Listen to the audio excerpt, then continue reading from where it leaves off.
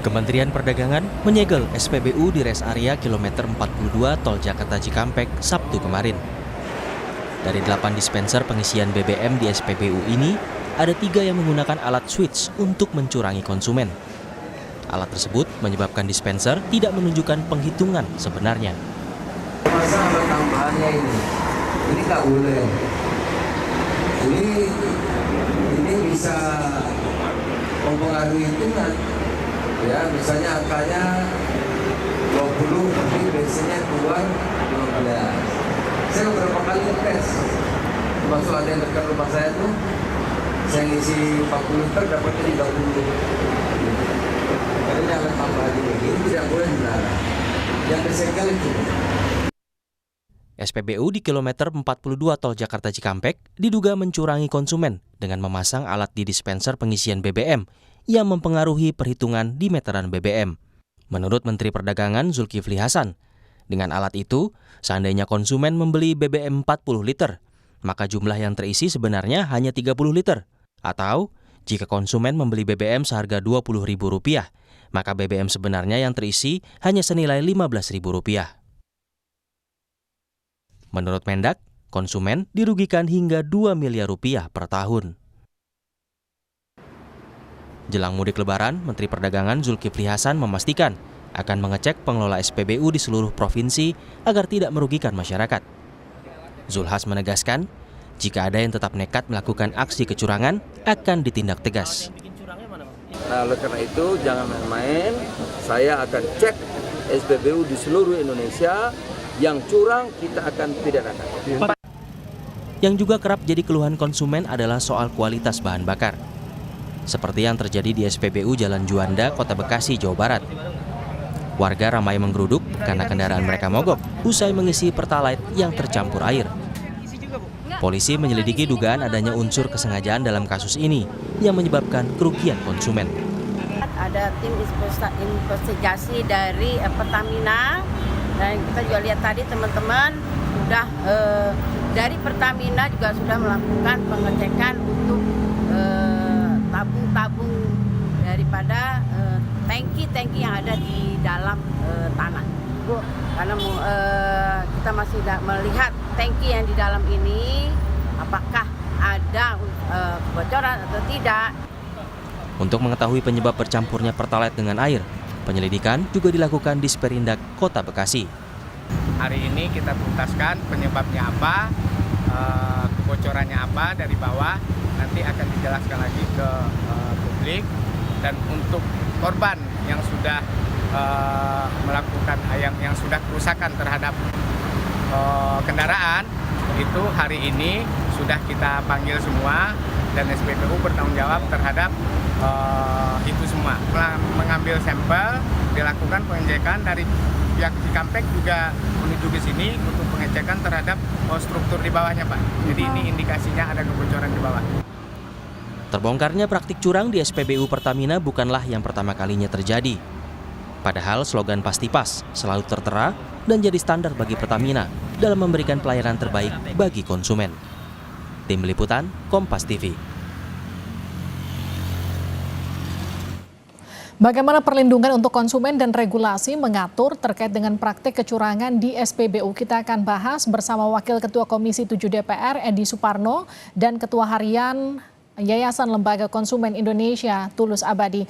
Pak Tulus, Mas Edi, selamat malam. Selamat malam, Devi. Saya ke Pak Tulus dulu ya, Mas Edi. Pak Tulus, ini sudah ada logo Pasti Pas, tapi ternyata nggak pas juga, masih curang. Gimana tuh pengawasannya?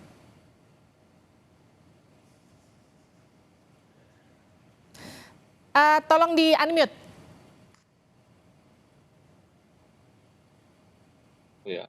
Ya, selamat malam Mbak Levi dan Pak Edi. Jadi memang itu suatu kasus yang memprihatinkan ya kalau terbukti benar ada pencurian atau penggantian alat sebagaimana diklaim oleh Pak Menteri. Dan ini memang menjadikan sebuah presiden buruk di dalam masalah alat ukur. Ya, jadi dugaan saya mengapa ini terjadi, ada aspek hulu dan hilir. Ya, aspek hulu itu pengawasannya memang menurut saya dari sisi undang-undang itu terlalu lama, karena di Undang-Undang Metrologi Legal itu petugas atau dinas meteorologi itu hanya bisa melakukan checking 1 tahun sekali, ya. Itu kan terlalu lama untuk 1 tahun sekali. Kemudian jika ada oknum yang nakal untuk mengubah takarannya, itu menjadi sangat potensinya sangat besar gitu. Pertama itu. Kedua, sebenarnya memang persepsi-persepsi semacam itu sering muncul di lapangan, walaupun kami pernah melakukan uji petik ya.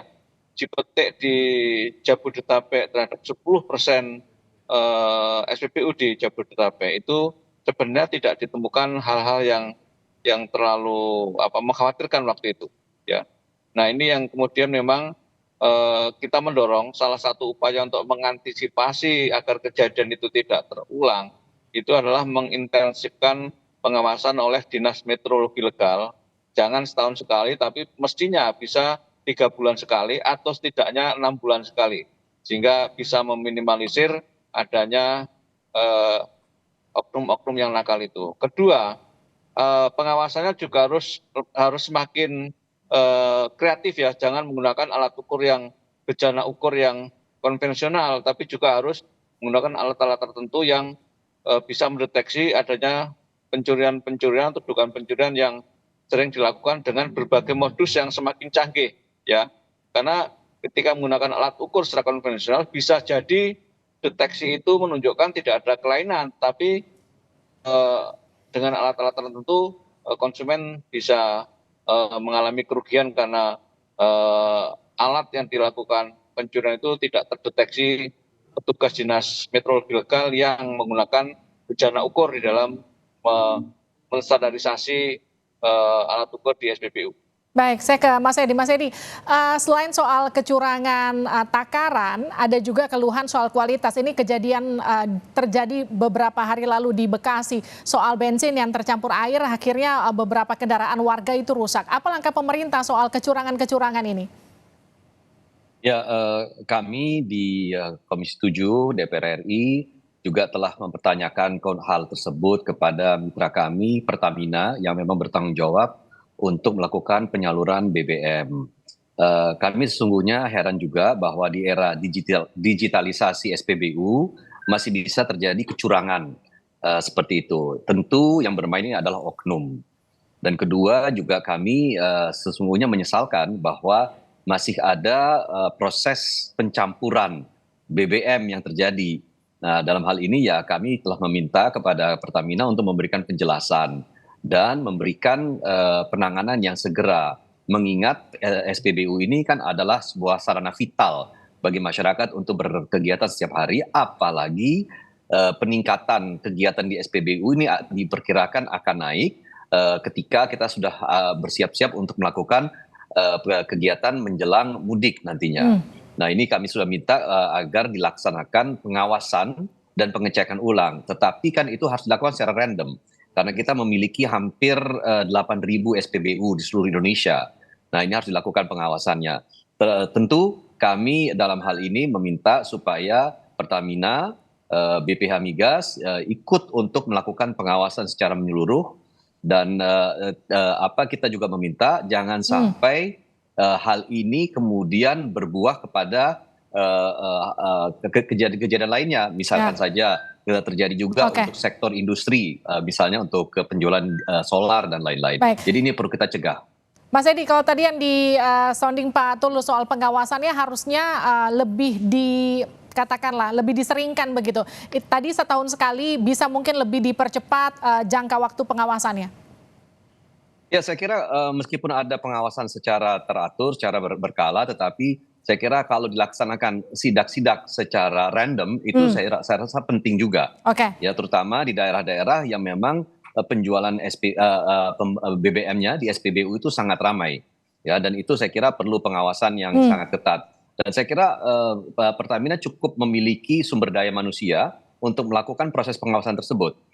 Tinggal sekarang bagaimana kita memanfaatkan momentum ini untuk betul-betul menghentikan proses penjualan SPBU secara ilegal dan curang seperti ini. Mas Edi, ini sanksinya dari Mendak cuma teguran aja, menurut Anda cukup nggak sih? Kalau Mendak memang dalam hal ini sanksi yang diberikan dalam hal ini harus diberikan oleh Pertamina. karena mereka adalah SPBU yang diberikan izinnya oleh Pertamina, sehingga memang sanksi itu harus dilaksanakan oleh Pertamina, dan berhubung Pertamina itu adalah mitra Komisi 7, ya kami akan mengawasi agar sanksi diberikan itu adalah sanksi yang konsekuen dengan kesalahan dibuat.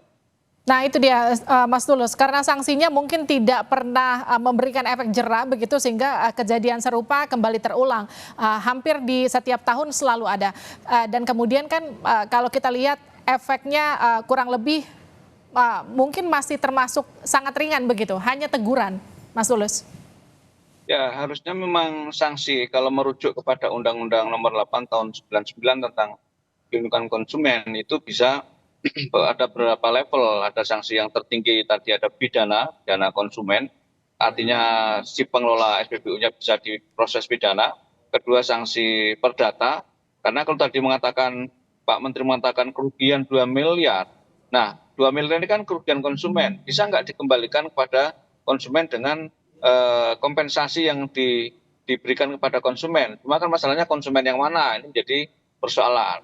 Dan ketiga, saya kira sanksi administratif. Sanksi administratif itu ya, ini kan mitranya Pertamina, dan Pertamina punya tanggung jawab untuk mengawasi, dan kalau memang sudah pada level parah, dalam arti pelanggaran berat, ya mestinya bisa apakah cabut izin operasinya dan lain sebagainya. Termasuk ini ya, ini kan karena di jalan tol. Saya juga sudah mensonding kepada manajemen Jasa Marga untuk juga melakukan pembinaan terhadap SPBU yang ada di rest area jalan tol. Ya, kalau di rest area saja seperti itu, bagaimana SPBU di luar rest area yang notabene rest area itu kan lebih banyak pengawasannya sebenarnya, tapi kok melakukan seperti itu. Nah, ini yang saya kira menjadi keprihatinan, dan saya kira ini juga di sisi undang-undang, saya kira Pak Edi dan teman-teman juga bisa melihat kembali, mereview kembali Undang-Undang Meteorologi Legal. Saya kira sudah ketinggalan zaman, sehingga harus direvisi, diamandemen agar lebih mengakomodir kepentingan-kepentingan era digitalisasi. Ya, karena sudah lama sekali undang-undang itu. Baik, Mas Edi terima kasih, Pak Tulus terima kasih. Semoga kejadian serupa tidak terulang yang buntutnya lagi-lagi warga yang akan dirugikan begitu. Terima kasih sudah bergabung di Sapa Indonesia Malam, sehat-sehat selalu. Terima kasih, selamat malam.